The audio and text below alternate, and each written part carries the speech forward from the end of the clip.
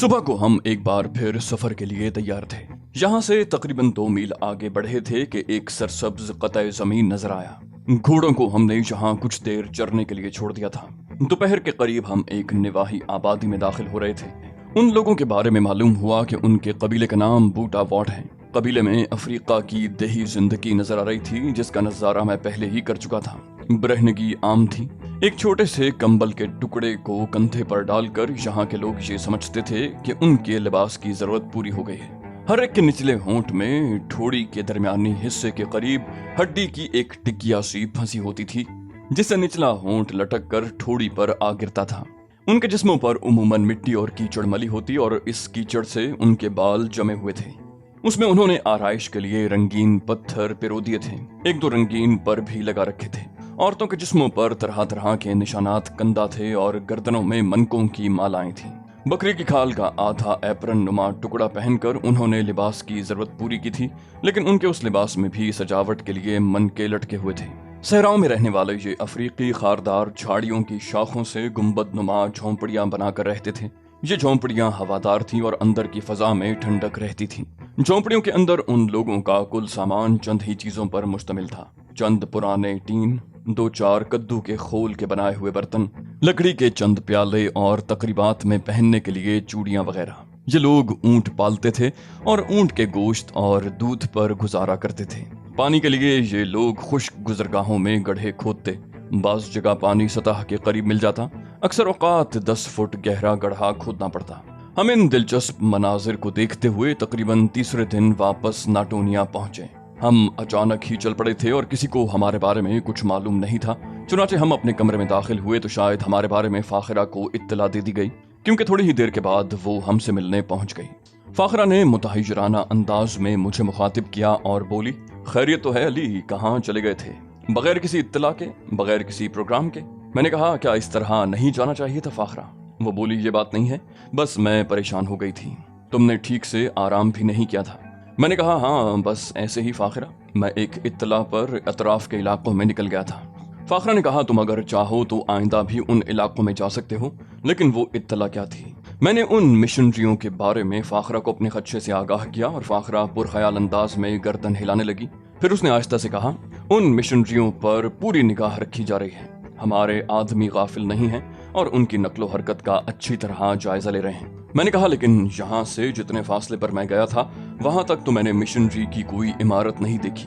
फाखिरा ने कहा, हो सकता है उस तरफ ना हो, लेकिन अतराफ में तुम्हें ऐसी बहुत सी इमारतें नजर आ जाएंगी जिनका ताल्लुक ईसाई मिशनरी से है। वहाँ पादरी होते हैं और तबलीग करते हैं। बज़ाहिर उनमें एक भी आदमी गलत नहीं है, बस एहतियात की खातिर हमने उन पर निगाह रखी है।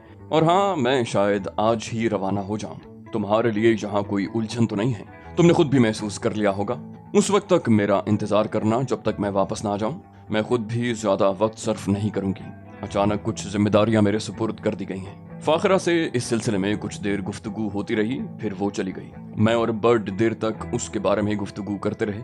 बर्ड ने मुझसे कहा, चीफ, कल हम नाटोनिया के अंदरूनी हिस्सों का जायजा लेंगे, क्या ख्याल है? मैंने जवाब दिया, ठीक है। दूसरे दिन हम अपने उस प्रोग्राम के तहत बाहर निकल आए। कोई बाकायदा शहर आबाद नहीं किया गया था, लेकिन उसकी तरतीब बहुत उम्दगी से की गई थी। सड़कें अंदरूनी हिस्सों में फैली हुई थीं।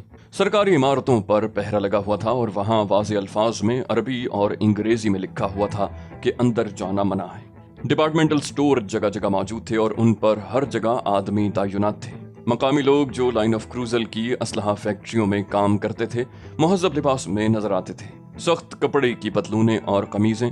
औरतें और बच्चे भी जदीद किस्म के लिबासों में मलबूस थे, लेकिन उनके चेहरे पर वही कैफियत थी जो यहाँ के बाशिंदों का खासा थी। मैंने मुताज्जिबाना अंदाज में बर्ड से पूछा कि उन लोगों को फैक्ट्रियों में काम करने की तरबियत कैसे दी गई होगी। वो बोला, तफसीलात तो मुझे मालूम नहीं चीफ, लेकिन बहरहाल इन पर मेहनत की गई है और ये वो लोग हैं जिन्होंने अच्छी जिंदगी के लिए ताउन किया है। उन लोगों की झोंपड़ियां अंदरूनी हिस्से में ही बनाई गई थीं। फिर हम फैक्ट्री एरिया में पहुंच गए। जमीन पर कंक्रीट के मजबूत गुंबद उभरे हुए थे, जिनकी बुलंदी ज्यादा से ज्यादा 6 फुट थी और ये गुंबद इंतहाई वसीअरीज इलाके में थे। उन तक जाने के लिए रास्ता नहीं था। पथरीली दीवारें जिन पर तकरीबन 15 फुट ऊंची लोहे के तारों की बाड़ लगी हुई थी, उन गुंबदों का अहाता किए हुए थी। दरवाजे पर जदीद किस्म की मशीनों के साथ हिफाजती इंतजामात थे और मशीनें हर अंदर आने और बाहर जाने वाले का जिस्मानी जुगराफिया एक लम्हे में ऑपरेटर्स के सामने पेश कर देती। हमने काफी दूर से उनका मुशाहिदा किया। सूरत हाल का हमें पूरी तरह अंदाजा था और हम कोई ऐसी हरकत नहीं करना चाहते थे जिसकी वजह से हमारी मौजूदगी किसी को नागवार गुजरे। लकड़ी की इमारतें बाज जगह काफी वसी थीं। एक बड़ी सी इमारत पर अस्पताल का बोर्ड भी नजर आया। गरज ये कि एक अनोखी दुनिया यहाँ आबाद थी। उस आबादी को देखने में हमें चंद घंटों से ज्यादा न लगे। अरबों के अलावा यहाँ कहीं कहीं गैर मुल्की लोग भी नजर आ जाते। मैं सोच रहा था कि हर शख्स के बारे में छानबीन आसान काम तो नहीं है। इस सिलसिले में नामालूम क्या तरीक़ाकार इख्तियार किया गया हो। जिन लोगों ने ये सब कुछ किया था वो अपने तौर पर यकीनन मुतमईन होंगे। हम अपनी क़यामगाह में आ गए और अपने कमरे में बैठ गए। बर्ड ने पूछा, अब प्रोग्राम क्या है चीफ? मैंने कहा, मुझे बहुत ज्यादा दिलचस्पी नहीं है यहाँ क़याम करने से बर्ड, लेकिन फ़ाखरा याकूबी का इंतजार तो करना ही होगा। वैसे मैं खुद को मुअत्तल महसूस कर रहा हूँ, जो मेरी फितरत के खिलाफ है। बिलाशुबा इस बात का एतराफ़ करने में कोई हर्ज नहीं है कि जिन हालात में हम घिर गए थे उनमें हमें बैरूनी इमदाद की ज़रूरत थी। मैं तन्हा होता तो शायद मेरी जिंदगी की शाम हो गई होती, लेकिन तुमने खुद भी अंदाजा लगा लिया होगा बर्ड के अपने मकसद की तकमील के लिए मुझे सुबह शाम की फिक्र नहीं है। बर्ड ने कहा, यकीनन चीफ, इस सिलसिले में मुझसे कुछ कहना ही बेकार है। तो जब तक मैडम नहीं वापस आ जाती क्यों ना हम अतराफ की सैर ही करें। कोई पाबंदी तो नहीं है हम पर। फार्म हाउस से घोड़े भी हासिल किए जा सकते हैं और अगर पैदल ही ये सफर करना चाहो तब भी कोई हर्ज नहीं है। मैंने कहा, मैं खुद भी यही सोच रहा था। मुमकिन है कोई काम की बात ही मालूम हो जाए। बर्ड ने सीने पर हाथ रख कर खम होते हुए कहा, बर्ड तुम्हारे साथ है। मैंने जवाब दिया, तो फिर ठीक है। ये फैसला करने के बाद मैं मुतमईन हो गया था। इस सफर के लिए हमने कोई तैयारी की जरूरत भी महसूस नहीं की थी। जाहिर है इरादा सिर्फ इर्द गिर्द के इलाकों का जायजा लेने का था। कोई खास मुहिम तो दरपेश नहीं थी। अलबत्ता मुमकिना जरूरियात का सामान जरूर साथ ले लिया था।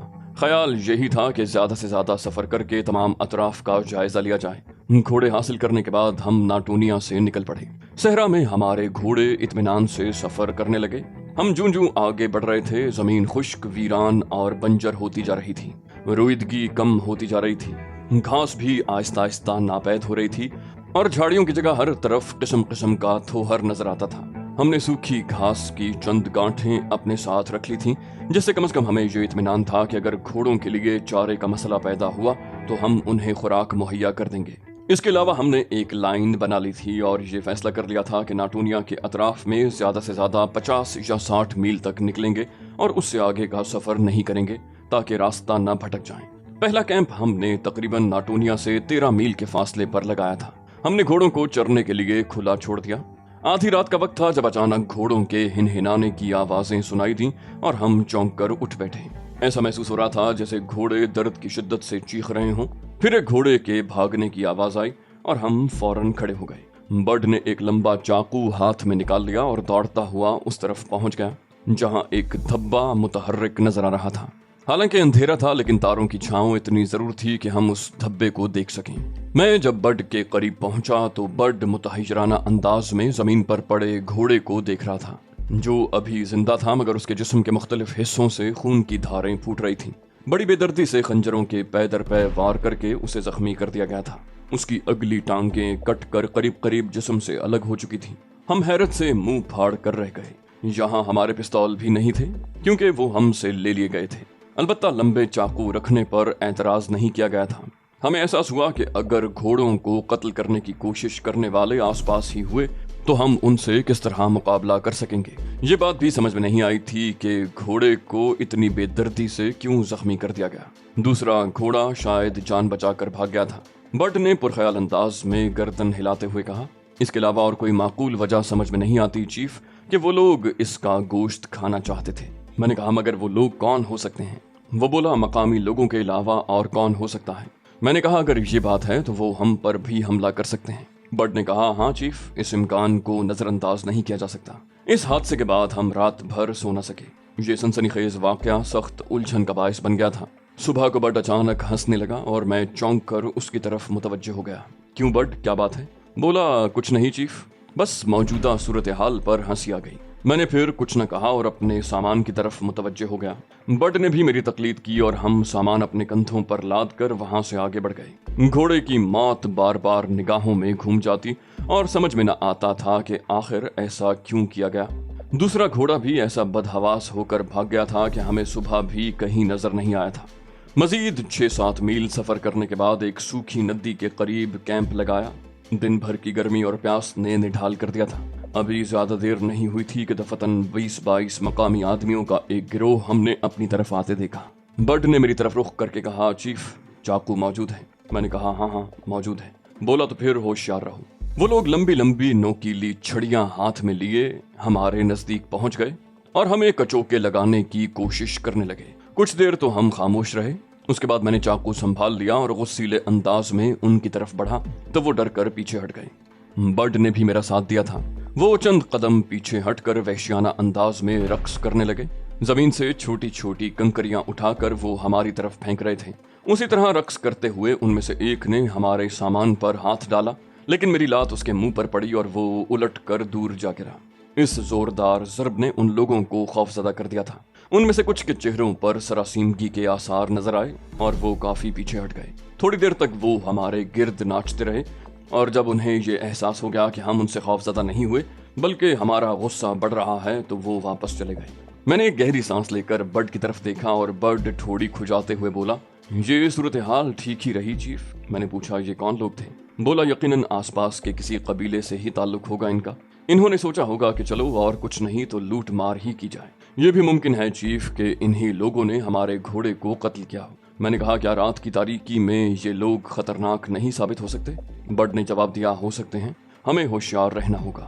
میں نے کہا، کیا ناٹونیا میں ہمیں ہتھیار نہیں مل سکتے بڈ؟ وہ بولا، شاید نہیں، اگر ایسا ہوتا تو ہمیں ضرور ہتھیار فراہم کر دیے جاتے۔ میں خاموش ہو گیا۔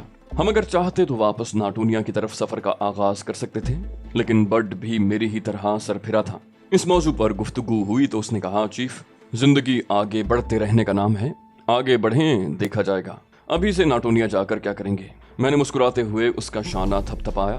پھر میں نے اسے کہا، بڈ شاید ساری زندگی مجھے تم جیسے ساتھی کی ضرورت رہے، کاش میں تمہیں اپنے مستقل ساتھیوں میں شمار کر سکتا۔ بڈ عجیب سی نگاہوں سے مجھے دیکھنے لگا، پھر گہری سانس لے کر بولا، کچھ وقت اور گزرنے دو چیف، وقت بہت سے فیصلے خود کر دیتا ہے۔ ہم تقریباً 6 گھنٹے کا سفر طے کرنے کے بعد ایک وسیع صحرا میں جا نکلے۔ تھوڑے ہی فاصلے پر چند جھونپڑیاں نظر آ رہی تھیں جن کے درمیان زندگی محسوس ہوتی تھی۔ ہمت تو نہیں پڑتی تھی کہ اس طرف جائیں، لیکن پھر یہ فیصلہ کیا گیا کہ یہ خطرہ مول لے لیا جائے۔ جھونپڑیوں کے آس پاس ناریل کے درخت اگے ہوئے تھے۔ ایک درخت کے نیچے سیاہ رنگ کا ایک اونٹ بندھا ہوا تھا۔ بڈ نے آہستہ سے کہا، چیف کیا خیال ہے، کیوں نہ ہم بھی یہاں چوری کریں؟ میں نے کہا، اونٹ کو دیکھ کر یہ تصور تمہارے ذہن میں آیا ہے؟ بولا، ہاں چیف، اگر تم چاہو تو اپنے ساتھ موجود چیزوں میں سے کچھ چیزیں معاوضے کے طور پر اس کی جگہ رکھ دو جہاں اونٹ بندھا ہوا ہے۔ میں نے کہا، اگر وہ لوگ خود ہی ہمیں یہ اونٹ دینے پر آمادہ ہو جائیں بڈ تو کیا حرج ہے؟ وہ بولا، اور اگر راضی نہ ہوئے تو اس کے بعد تو ہم اسے چرا بھی نہیں سکیں گے۔ بلاخر بڈ نے مجھے اس بات پر آمادہ کر لیا کہ رات کی تاریکی میں ہم اونٹ کھول کر آگے بڑھ جائیں، اور ہم نے ایسا ہی کیا۔ آدھی رات کے قریب ہم اپنی کمین گاہ سے نکل کر اونٹ کے قریب پہنچے اور اس کی رسیاں کھول کر خاموشی سے آگے بڑھ گئے۔ گو دل اس بات پر عجیب سے احساس کا شکار ہوا تھا۔ پتہ نہیں کس کی ملکیت تھی وہ، لیکن بڈ نے کہا کہ اگر واپس یہاں آنے کا موقع ملا تو ایسی ہی کسی رات خاموشی سے اس اونٹ کو اس کی جگہ باندھ کر پیدل آگے بڑھ جائیں گے۔ اس بات پر میں ہنسنے لگا۔ اونٹ کی چوری کے بعد وہاں رکنے کا سوال ہی پیدا نہیں ہوتا تھا، چنانچہ ہم اونٹ پر بیٹھ کر وہاں سے آگے بڑھ گئے۔ اونٹ نے تیزی سے دوڑنا شروع کر دیا۔ وہ ہمارے مختصر سے سامان کے ساتھ ہم دونوں کو لے کر برق رفتاری سے صحرا میں دوڑ رہا تھا۔ صبح تک ہم نے یہ سفر جاری رکھا اور اس کے بعد ایک نخلستان میں قیام کیا۔ صحرا کے سفر میں پانی کی اہمیت کا ہمیں اندازہ تھا اور ہم بہت احتیاط سے پانی خرچ کر رہے تھے۔ صحرا کی تپش سے پیاس کی شدت میں جو اضافہ ہوتا تھا اس کا بھی ہمیں تجربہ تھا۔ ایک گھونٹ پانی حلق میں ڈالنے کے بعد دل چاہتا تھا کہ پوری بوتل خالی کر دی جائے۔ پھر گرم پانی پیاس بجھانے کی صلاحیت بھی نہیں رکھتا۔ سخت قوت ارادی سے کام لے کر ہی پانی کے استعمال پر کنٹرول ممکن ہوتا ہے، اور بعض اوقات قوت ارادی بھی پیاس کے سامنے ہتھیار ڈال دیتی ہے۔ ان صحراؤں میں رہنے والے خود کو اس کا عادی بنا لیتے ہیں اور پانی کے محتاط استعمال پر قادر ہوتے ہیں۔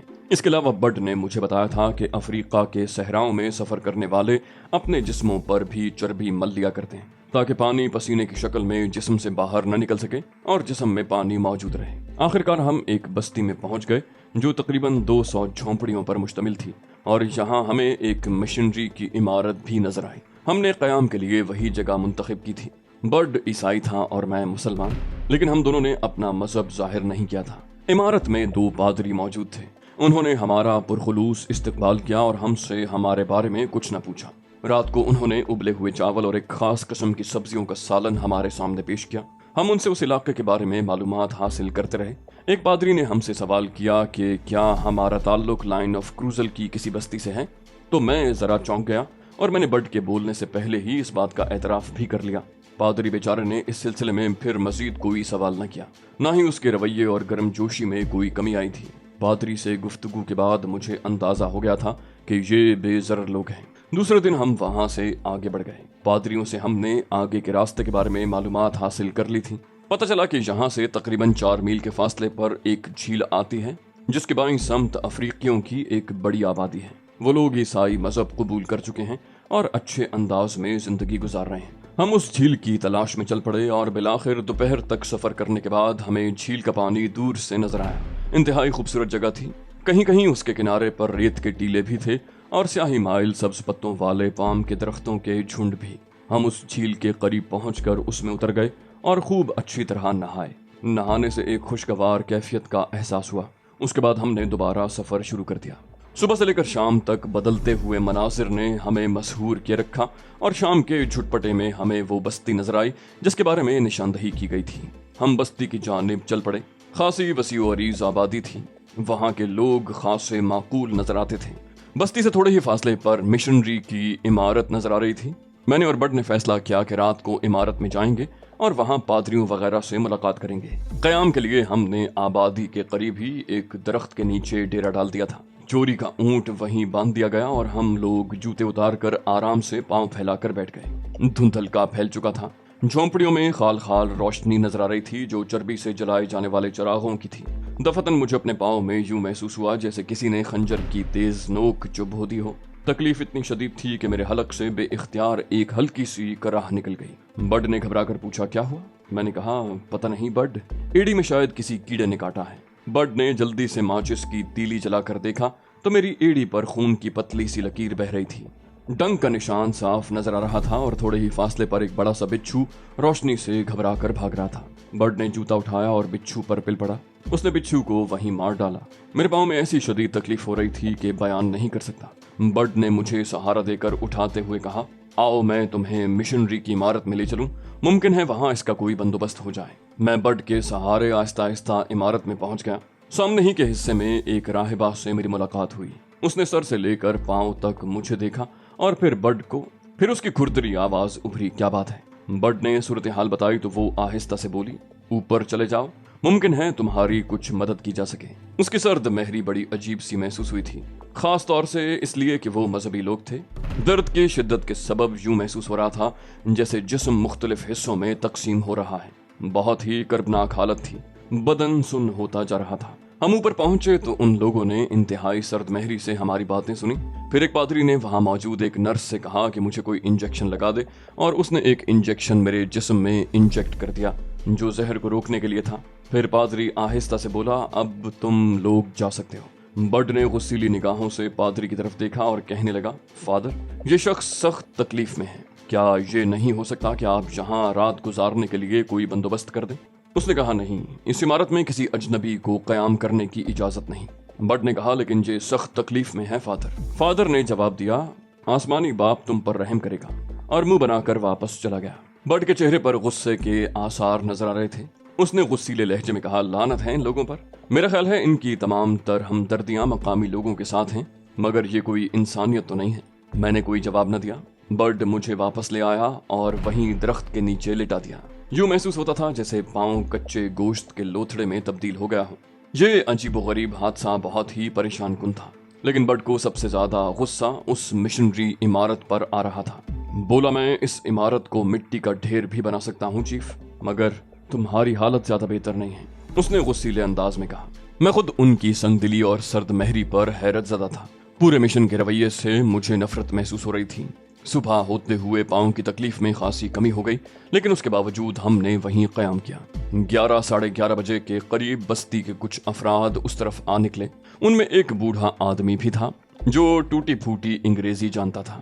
اس نے بہت ہی شکستہ الفاظ میں ہم سے ہماری رویداد پوچھی اور بڈ نے ویسی ہی شکستہ انگریزی میں اپنی بپتا سنائی۔ اس کے جواب میں بوڑھے نے افریقی زبان میں اپنے ساتھیوں کو کچھ کہہ کر بستی کی طرف دوڑا دیا، اور تھوڑی دیر کے بعد وہ ایک بھورے رنگ کا عجیب سا لیپ لے کر آ گئے، جسے پتے پر پھیلا کر میرے زخم پر رکھ دیا گیا اور پھر میرا رومال اس پر باندھ دیا گیا۔ بوڑھے نے ہمارے ساتھ کافی ہمدردی کی۔ کھانے پینے کی کچھ چیزیں بھی اس نے ہمیں بھجوائیں۔ بڈ نفرت بھرے انداز میں کہنے لگا، ان سے تو یہ لوگ بہتر ہیں جو باہر طور انسانیت رکھتے ہیں۔ وہ رات بھی وہیں گزاری گئی۔ میری تکلیف میں کافی افاقہ ہو گیا تھا، چنانچہ میں نے صبح کو وہاں سے آگے بڑھ جانے کا فیصلہ کیا اور ہم اپنے اونٹ پر بیٹھ کر واپس چل پڑے۔ خیال یہ تھا کہ اب ناٹونیا واپس چلا جائے۔ راستہ بدل لیا گیا تھا۔ چوری کا اونٹ ہمارے پاس موجود تھا اور بڈ کے خیال میں یہ ضروری نہیں تھا کہ ہم اونٹ اس کے مالکوں کو واپس بھی کریں۔ وہ مشنری کے رویے سے بھی بہت زیادہ شرمندہ تھا۔ اس بار ہم نے جو راستہ اختیار کیا تھا وہ بنجر اور جلے ہوئے قدیم پہاڑوں کے درمیان سے گزرتا تھا۔ یہاں سے ہمیں قرمزی، نارنجی اور زرد رنگ کے پتھروں کے نہایت نادر نمونے ملے۔ پہاڑوں میں پانی ملنے کی امید تو نہیں تھی، لیکن ہمیں خوش قسمتی سے ٹھنڈے پانی کے چشمے ان پہاڑوں میں کئی مقامات پر نظر آئے۔ کبھی کبھار ہمیں لوگ بھی مل جاتے تھے جو بعض جگہ تو جانوروں کا ریوڑ چراتے نظر آتے اور بعض جگہ گدھوں اور خچروں پر بیٹھ کر سفر کرتے ہوئے۔ ان لوگوں نے ہمیں کئی جگہ بکریوں کا تازہ دودھ پلایا۔ ان پہاڑوں میں بعض مقامات ایسے بھی آ جاتے جہاں کی شادابی ہمیں مسحور کر دیتی۔ پہلے میں نے افریقہ کی پراسرار سرزمین کے بارے میں صرف قصے کہانیوں میں پڑھا تھا یا دوسروں سے سنا تھا، لیکن اب سب کچھ اپنی آنکھوں سے دیکھ رہا تھا اور وہ سب کچھ میرے تجربے میں آ رہا تھا، جو کبھی میرے لیے حیرت کا باعث تھا۔